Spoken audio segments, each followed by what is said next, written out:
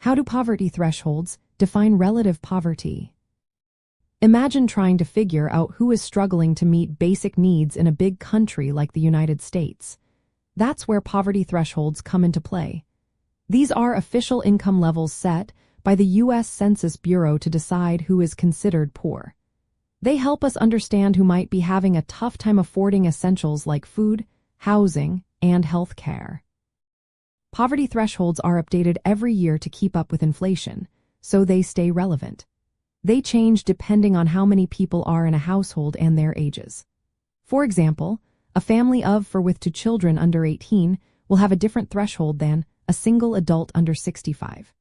If a household's total income before taxes falls below the threshold for its size and makeup, everyone in that household is counted as living in poverty. These thresholds are used mainly for statistical purposes. They help calculate the national poverty rate and track how poverty shifts over time.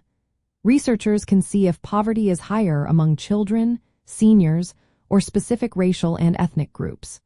They give a clear picture of which groups are most at risk of not meeting basic living standards.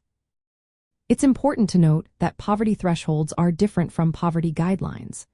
The guidelines are simpler and mainly used to decide who qualifies for government assistance programs.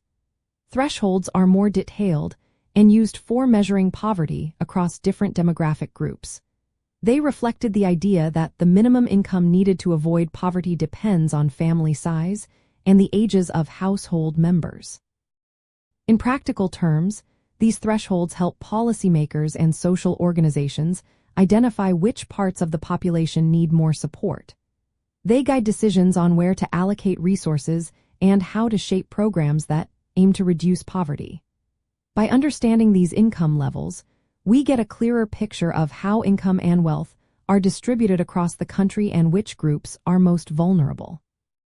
So, in essence, poverty thresholds are a way to measure relative poverty by comparing household incomes to a standard that considers family size and composition.